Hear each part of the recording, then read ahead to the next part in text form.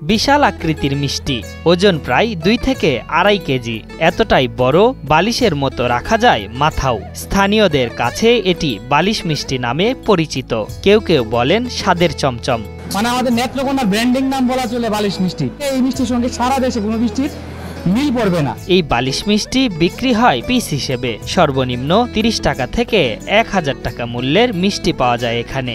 দুধের ছানা, চিনি ও ময়দা দিয়ে তৈরি স্বাদের এই মিষ্টি খেয়ে আনন্দে চোখ বুজে আসে। এই বালিশ মিষ্টিটা নেত্রকোনাবাসীর গর্ব। শর্মা বালিশ আমরা এই যে বিভিন্ন জন্মদিনে, বিয়ের অনুষ্ঠানে, বিভিন্ন সেমিনারে এগুলো আমরা অনেক বালিশ মিষ্টি বিক্রি হয়। প্রথমে ছানার সাথে সামান্য ময়দা মিশিয়ে বানানো হয় বিভিন্ন সাইজের বালিশ মিষ্টি। পরে তা চিনির গরম রসে দীর্ঘ সময় ভাজা হয়। এরপর ঠান্ডা করে আবারও চিনির রসে কয়েক ঘন্টা ডুবিয়ে রাখা হয়। একসময় তার রসে টইটুম্বুর হয়ে যায়। বিক্রির সময় বালিশের ওপর দেওয়া হয় ক্ষীরের প্রলেপ বা দুধের মালাই। এই বালিশ মিষ্টির টেস্ট, এই যে মলাইটা যে সবচেয়ে বেশি যোগায়।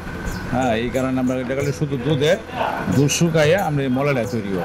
1947 সালে দেশভাগের সময় অনেক ঘোষ পরিবার ভারতে চলে যায়। তবে স্বাদের এই বালিশ মিষ্টির উদ্ভাবক নিজের জন্মস্থানেই থেকে যান। পাশাপাশি মিষ্টান্নের ব্যবসা পরিচালনা করেন। তার হাতের তৈরি এই বালিশ মিষ্টি আজ দেশব্যাপী সমাদৃত। এইখানে যারা ঘুরতে আসে, আমাদের টুরিস্টের লোকজন যারা হাওড়ে যায় কিংবা ইয়েতে যায়, তারা এই মিষ্টিটাকে পছন্দ করে। তারা যাওয়ার সময় বাড়ির জন্য নিয়ে যায়। স্বাদে অতুলনীয় হওয়ায় অল্পদিনেই সর্বত্র ছড়িয়ে পড়ে বালিশের নাম। উদ্ভাবক হিসেবে ব্যাপক পরিচিতি লাভ করে গয়ানাথ ঘোষ। একসময় তার নামটিও জড়িয়ে যায় বালিশের সাথে।